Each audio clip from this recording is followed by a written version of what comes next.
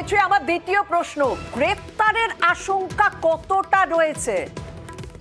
সংখ্যা কিন্তু অনেকটাই রয়েছে। তার কারণ যখন সিবিআই কোনো এ ধরনের তদন্ত করে, সেই ধরনের হোয়াইট কলারের ক্রাইমে তদন্ত করে, সেক্ষেত্রে দাঁড়িয়ে যদি কোনো প্রতিষ্ঠিত ব্যক্তির বিরুদ্ধে তদন্ত হয় এবং তারা সেক্ষেত্রে কোনো অনিয়মের তদন্ত করেন, অর্থাৎ আর্থিক দুর্নীতির তদন্ত এক্ষেত্রে দাঁড়িয়ে ইডি করছে এবং কোনো দুর্নীতির ক্ষেত্রে দাঁড়িয়ে সেই তদন্ত সিবিআই করছে। কিন্তু সাধারণভাবে সিবিআইয়ের গ্রেপ্তার না করলেও চলে। সাধারণভাবে দেখা যায় যে যখন এরকম কোনো প্রতিষ্ঠিত ব্যক্তি, তার বিরুদ্ধে কোনো মামলা করা হয়েছে, সেক্ষেত্রে তদন্ত করে চার্জশিট দেওয়ার পর অনেক ক্ষেত্রে দেখা যায় যে কোর্টের নির্দেশে সেই সংশ্লিষ্ট ব্যক্তিকে গ্রেপ্তার করা হয়, বা অনেক সময় দেখা যায় যে একেবারে কোর্টের রায়ে তাদেরকে গ্রেপ্তার করা হচ্ছে।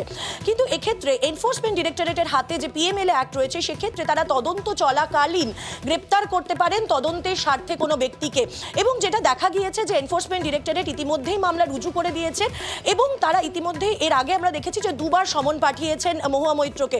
ফলে সেক্ষেত্রে এনফোর্সমেন্ট ডিরেক্টরেটের হাতে কিন্তু সেই ক্ষমতা রয়েছে যেখানে তারা নিজেদের হেফাজতে নিয়ে বা গ্রেপ্তার করে তারা তদন্ত এগিয়ে নিয়ে যেতে পারেন। এবং বিরোধীরাও একাধিকবার সরব হয়েছেন এই বিষয়টা নিয়েই যে এনফোর্সমেন্ট ডিরেক্টরেটকে ব্যবহার করা হচ্ছে এই ধরনের কেসেসে। এবং আমরা দেখেছি একাধিক তদন্তের ঘটনা, কেজরিওয়ালের ঘটনা, সেক্ষেত্রে তদন্ত শুরু করেছিল সিবিআই, কিন্তু গ্রেপ্তার করে পরে ইডি। হেমন্ত সোরেনের ক্ষেত্রেও কিন্তু একই ঘটনা দেখা যায়। ফলে মহুয়া মৈত্রর ক্ষেত্রেও এমনটা হতে পারে। ক্রোনোলজিটার দিকেই নজর রেখে হয়তো তৃণমূল নেতৃত্বের পক্ষ থেকেও এই আশঙ্কাটা করা হয়েছিল। 24 তারিখ কুণাল ঘোষ তিনি সাংবাদিকদের সামনাসামনি হয়ে এই আশঙ্কাই করেছিলেন, গ্রেপ্তারের বিষয়টাই কিন্তু বলেছিলেন। একবার শুনবো।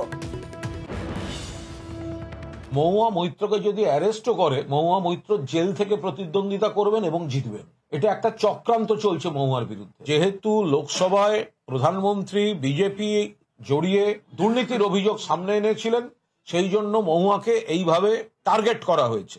এরপরে পরিকল্পিতভাবে সিবিআই লেলিয়ে দেওয়া হয়েছে। মহুয়ার বিরুদ্ধে যদি চক্রান্ত আরো তীব্র হয়, যদি অ্যারেস্টও হয়, মহুয়া মৈত্র জেল থেকে ভোট লড়বেন এবং তিনি এই ভোটে কৃষ্ণনগর থেকে জিতবেন। অর্থাৎ আত্মবিশ্বাসী তৃণমূল নেতৃত্ব তারা কোথাও একটা আশঙ্কা করেইছিলেন এবং তারা জয়ের ব্যাপারেও আত্মবিশ্বাসী। মহুয়া মৈত্রকেও আমাদের সাংবাদিক প্রশ্ন করেছিলেন এই গ্রেপ্তারি প্রসঙ্গে, সেদিন কি উত্তর দিয়েছিলেন মহুয়া মৈত্র, একবার শুনুন। আপনি কি সাম্প্রতিক সময়ে যে ইডি বা সিবিআই যেভাবে আপনাকে হেনস্থা করছে বলে অভিযোগ, আপনি কি গ্রেপ্তারের ভয় পাচ্ছেন? আচ্ছা, আপনারা প্রত্যেকে এই কোয়েশ্চেন দিচ্ছে, আমার শুনে হাসি পাচ্ছে। আমাকে দেখে কি বিন্দুমাত্র মনে হচ্ছে আমার ভয় লাগছে? আমি দাপিয়ে ভোট করছি, আর আমি এটাও বলে দিচ্ছি যে এই জমানায় এই বিজেপি বিরুদ্ধে দাঁড়িয়ে যদি কেউ অ্যারেস্ট হয়, তাহলে এটা স্বাধীনতা সংগ্রামীদের অ্যারেস্ট হওয়ার মতো। যে যদি অ্যারেস্টও যদি কেউ হয়, আজকে অরবিন্দকে তুলে দিয়েছে, আজকে হেমন্ত সোরেনকে তুলে দিয়েছে। এই জমানায় এই পার্লামেন্ট থেকে যেখানে 142 বিরোধী সাংসদকে সাসপেন্ড করলো, সেখানে এক্সপেল হওয়া ব্যাজ অফ অনার ছিল। আর কৃষ্ণগড়ের মানুষ যোগ্য জবাব দেবে। 2019 থেকে 2024 কি ব্যবধান বাড়বে? 100% বাড়বে, 100% বাড়বে।